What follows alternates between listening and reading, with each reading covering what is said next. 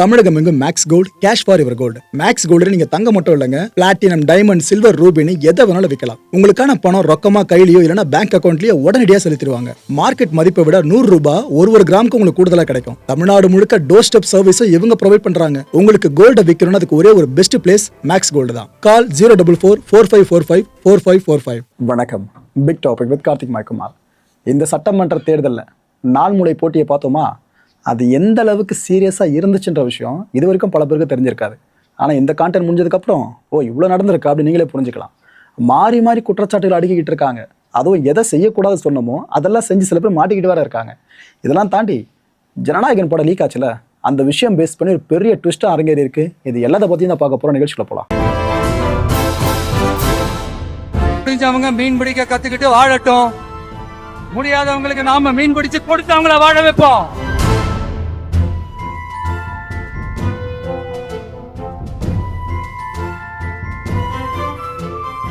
முதல்ல நீங்க பார்க்க போறது நம்ம புதுக்கோட்டை இருக்குல்ல, அங்க இருக்க நெடுவாசல் பகுதி. இங்கே வாக்குப்பதிவு ஜரூராவே நடந்துட்டு இருந்துச்சு.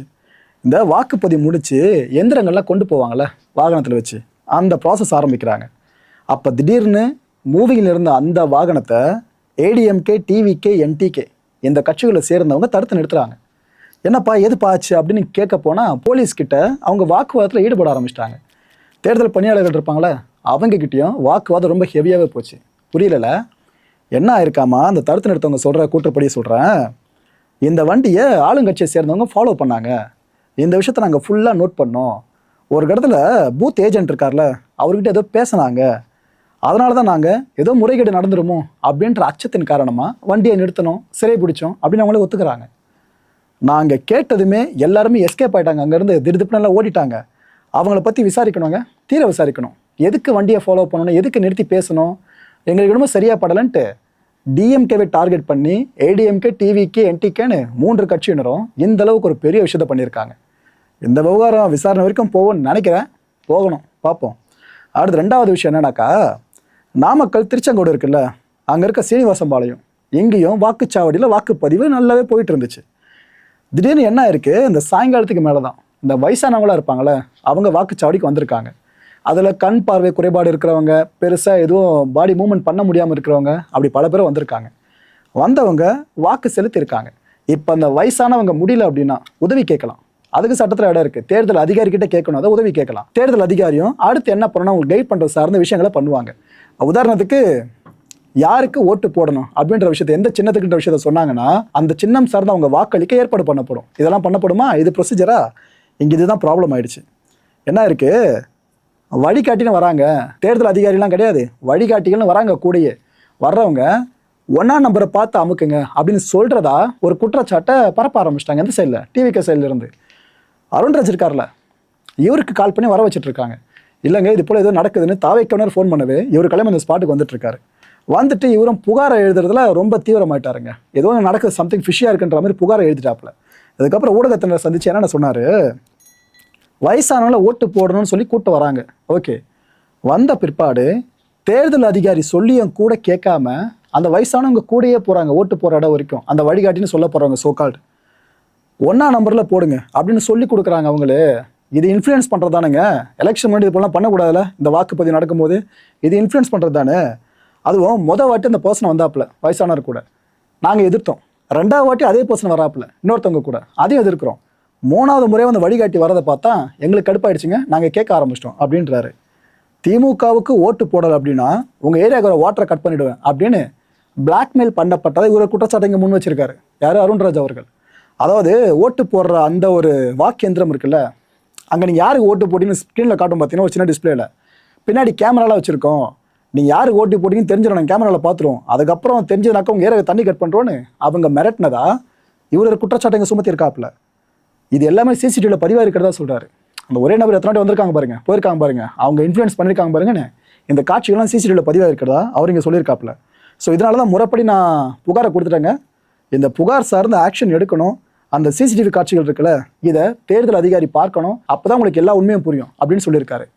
இவர் சொல்கிறத மட்டும் கேட்டு திமுக இது பண்ணியிருக்கோம் அப்படின்னு டவுட் உங்களுக்கு வருதில்ல. ஒரு விஷயம்னா 2 பக்கமும் பார்க்கணும். நீங்கள் எந்த கட்சி வேணாலும் சார்பாக இருங்க, ஆனால் ஒரு விஷயம்னா 2 பக்கமும் பார்க்கணும். இன்னொரு பக்கம் திமுக தரப்பு, இவங்க கிட்ட ஊடகவியலாளர்கள் கேட்டாங்க, என்னங்க அருண்ராஜ் இதெல்லாம் சொல்கிறாப்புல, நீங்கள் என்ன உங்கள் சைடில் சொல்லுங்கள் அப்படின்ட்டு. அப்போ திமுக சைடில் என்ன சொல்கிறாங்க, ஏங்க வெறுமனே பிரச்சனை உருவாக்குறதுக்கு தான் தாவேக்கா இவ்வளோ முயற்சி பண்ணிட்டு இருக்கிறதா அவங்க சொல்லியிருக்காங்க. அந்த முதியவருக்கு கண் பார்வை குறைவுங்க, அவரால் பெருசாக பார்க்க முடியாது. அவர் உதவி கேட்டார், அதுவும் டைரெக்டாக இங்கே இருக்க ஆட்கள்கிட்ட கேட்கல, தேர்தல் அதிகாரிகிட்ட கேட்டார். அவர் தேர்தல் அதிகாரி தான் கூட அந்த பர்சன் சார்ந்து ஹெல்ப் பண்ணாங்கன்ற மாதிரி, அந்த நபரை அனுப்புனது அவங்க தான்ற மாதிரி சொல்கிறாங்க. நாங்கள் எதுக்காக கள்ள ஓட்டுலாம் போகிறதுக்கு முயற்சி பண்ணணும், நாங்கள் அதெல்லாம் பண்ணல அப்படின்னு சொல்லிட்டு வாக்குச்சாவடி அதிகாரிகளையே தாவேக்கா கிட்டத்தட்ட மிரட்டுறாங்க. வாக்குச்சாவடி அதிகாரிகள் வாக்குச்சாவடிக்குள்ளே இருக்கணும்ல, ஆனால் அவங்க இந்த வெளியில் கூட்டு வந்துட்டாங்க, அந்த ஆஃபீஸர்ஸை வெளியே கூட்டு வந்து அங்கே பயங்கரமாக அவங்க கிட்ட வாக்குவாதத்தில் ஈடுபட ஆரம்பிச்சிட்டாங்க. இன்ஃபேக்ட் இந்த பிரச்சனையால் அங்கே வாக்களிக்க வந்த மக்கள் சில பேர் பயந்துட்டாங்கன்னு இவங்க அப்படி சொல்கிறாங்க. அவங்களோட புகார் எல்லாமே பொய்யானதுன்னு சொல்கிறாங்க. அருண்ராஜ் முன் வச்சாரில் அந்த புகார்களை பொய்ன்னு சொல்கிறாங்க.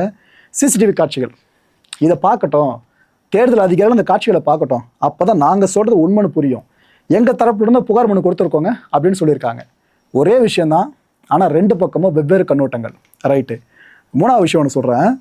ஈரோடோட குமணங்கோட்டை அரசு பள்ளியில் அங்கே வாக்குச்சாவடி அங்கே ஃபுல்லாக பூத்தாக தான் செயல்பட்டுருக்கு. தினேஷ்ன்ற ஒரு தாவேக்கா நிர்வாகி ஓட்டு போட வந்திருக்காப்புல.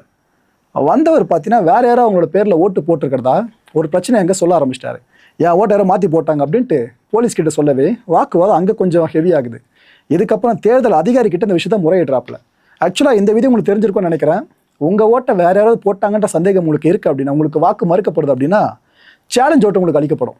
அந்த ப்ரொசீஜரை இங்கே இவருக்காக இனிஷியேட் பண்ணாங்க. இதுக்கு என்ன விண்ணப்ப கட்டணம் 2 ரூபா செலுத்தினா போதுங்க. இவருக்கு மட்டும் இல்லை, இந்த முறை சட்டப்பேரவை தேர்தலை முன்னிட்டு யார் யாருக்கெல்லாம் என் ஓட்டை மாற்றி போட்டாங்க அப்படின்ற குற்றச்சாட்டு எழுந்துச்சோ அவங்க இந்த சேலஞ்ச் ஓட்டை இந்த முறை ஏற்கிறதா இருந்துச்சு. ஓகே.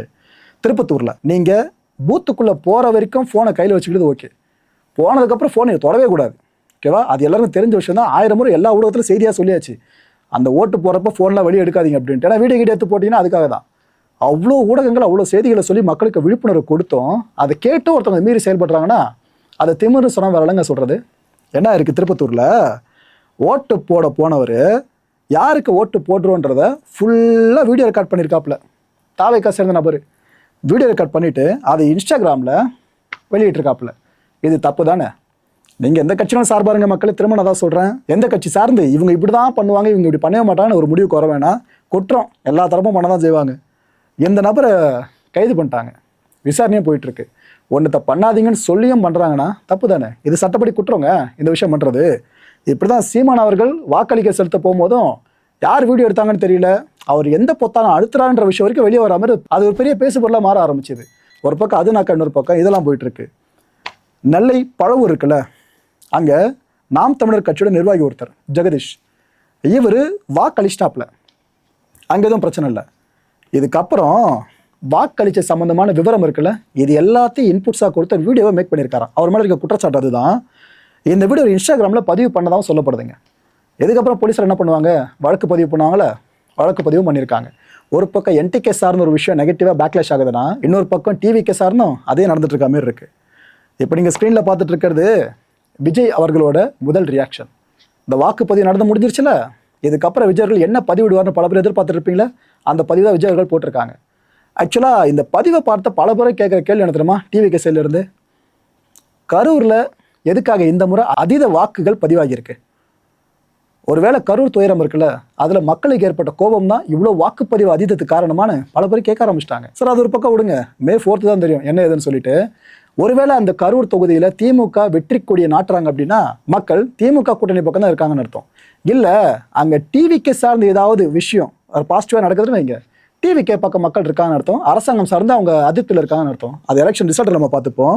அதுக்கு முன்னாடி விஜய் அவர்களோட ரியாக்ஷன் இருக்குல்ல, இதை பார்த்துருங்களேன். என் நெஞ்சில் குடியிருக்கும் அனைவருக்கும் வணக்கம். அரசியல் என்பது ஏதோ அசகாய சூரர்களுக்கானது மட்டுமே, அதீத அனுபவசாலிகளுக்கானது மட்டுமே, பதவிகளை அனுபவிப்பவர்களுக்கானது மட்டுமே. இப்படி அரசியலை ஒரு குறிப்பிட்ட எல்லைக்குள் மட்டுப்படுத்தியும் கட்டுப்படுத்தியும் வைத்தவர்களின் மாயாஜால கணக்குகள் சாதாரண வெகுஜன மக்களால் உடைத்து நொறுக்கப்பட்டுள்ளன.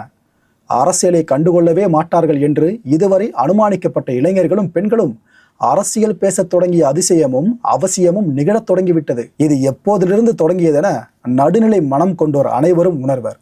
இதுவரை பெருமளவிலான குறிப்பிட்ட சதவிகித வாக்குகள் வாக்குச்சாவடி பக்கமே வராமல் இருந்தன. ஆனால் 2026ஆம் ஆண்டு ஏப்ரல் 23ஆம் தேதி நடைபெற்ற சட்டமன்ற தேர்தல் வாக்குப்பதிவு தமிழக தேர்தல் அரசியல் வரலாற்றில் சிகரமான வரலாற்று நிகழ்வாக பதிவாகி உள்ளது. 85% வாக்குப்பதிவு என்பதெல்லாம் இதுவரை தமிழ்நாடு காணாத ஒன்று. வாக்குச்சாவடிகள் எங்கும் கோவில்களில் காணப்படும் கூட்டம் போல குடும்பம் குடும்பமாக குழந்தை குட்டிகளுடன் வந்து வாக்களித்ததை கண்டு வியக்காதோர் எவரும் இருக்கவே வாய்ப்பில்லை. அது மட்டுமா, வெளி மாநிலங்கள் இருந்தும் வெளிநாடுகளில் இருந்தும் வாக்களிப்பதற்காகவே பெரும்பொருள் செலவு செய்து வந்த ஜனநாயகர்களை இருகரம் கூப்பி வணங்காமல் இருக்க முடியுமா? தேர்தல் திருவிழா என்றும் ஜனநாயக திருவிழா என்றும் சொல்லப்படுவதன் அர்த்தம் சுகப்பட்டதே நேற்றுதான். இந்த 2026 ஏப்ரல் 23 தான். எனினும் இது ஒரு தொடக்கம் மட்டுமே.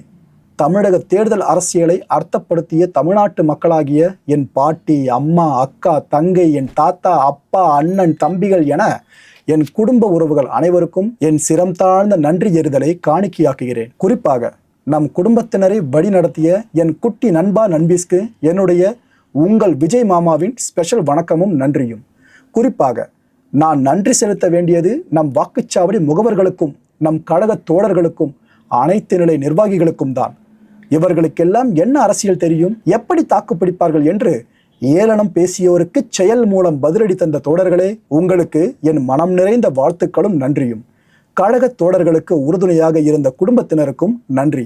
நம்பிக்கையோடு இருப்போம், நல்லதே நடக்கும், வெற்றி நிச்சயம். ஒரு படம், ஒரே ஒரு படம் கடைசியாக நடிச்சு நான் போகிறேன்னு சொன்னாப்புல விஜய் அவர்கள். ஆனால் ஒரு படம் ரிலீஸ் ஆச்சா? ஆவலியே. சரி, எலெக்ஷன் முடிவு வரைக்கும் இப்படி போகுது. எலெக்ஷன் முடிஞ்ச உடனே படம் ரிலீஸ் ஆயிருந்ததுன்னா செய்தி வரும்னு பார்த்தா இன்னும் பெருசாக அது போல செய்திகள் காதை எட்டல. இந்த நேரத்தில் இந்த ஜனநாயகன் படம் லீக் ஆன விஷயம் இருக்குல்ல, அதில் சில அப்டேட்ஸ் கிடச்சிருக்கு. கேஸ் வரைக்கும் பெருசாக போயிருக்கு. அதை பற்றி நான் சொல்லிடுறேன். இந்த கேஸில் இது வரைக்கும் 9 பேர் அரெஸ்ட் பண்ணியிருக்காங்க. இதில் பிரசாத் அப்படின்ற ஒரு பர்சன், இவர் சினிமாவில் இந்த ஸ்டண்ட் கலைஞராக உள்ளே போன வராங்க. ஏழ்மையான குடும்பம் தான் போல இருக்கு. இதுக்கப்புறமா ஃப்ரீலான்ஸ் எடிட்டராக தன்னை தானே தகவல் வச்சிருக்காரு. ஃபுல்லாக கற்றுக்கிட்டு அந்த வழிக்கு போயிட்டு இருக்காப்புல. இவர் தான் இந்த படத்தை முதல்ல லீக் பண்ண காரணகர்த்தாவே. அப்பேற்பட்டவர் தான் பிரசாத். இவர்கிட்ட போலீஸார் விசாரிச்சிருக்காங்களே, இதில் சில தகவல்கள் வெளியாயிருக்கு. அதை மட்டும் நான் உங்ககிட்ட இப்போ கொண்டு வரேன். இதெல்லாம் வெளியான தகவல்கள் மட்டும் தான். அஃபிஷியல் இன்ஃபர்மேஷனை டிபார்ட்மெண்ட் சொன்னால் மட்டும் தான் நம்மளுக்கு தெரியும். ஆக்சுவலாக என்ன விஷயம்னாக்கா, அந்த பிரசாதோட சகோதரரோட நண்பர், அவர் பேர் உமாசங்கர். இவர் ஒரு சாஃப்ட்வேர் இன்ஜினியராங்க. இந்த உமாசங்கர் கேட்டார், இது போல் ஜனநாயகன் படத்தை திருடி கொடுத்தா உனக்கு பணம் தரேன் அப்படின்னு அவர் சொன்னார். பணத்துக்காக தான் அந்த படத்திருட்டில் இந்த பிரசாத் ஈடுபட்டதா இப்போ ஒரு செய்தி வெளியாயிருக்கு. க்ளவுடில் அந்த படத்தோட சீன்ஸ்லாம் அனுப்பிச்சிட்டாப்லையா பிரசாத். அந்த எடிட்டிங் டெஸ்க்குள்ளே போயிட்டு அந்த ஸ்டுடியோவில் இருக்க பார்த்தீங்கன்னா ஒர்க் நடந்துச்சுல அங்கே. அதுக்கப்புறம் வீட்டுக்கு வந்து சிஸ்டமில் ஃபுல்லாக எல்லா சீன்ஸையும் ஒட்ட வச்சிருக்காப்லையா.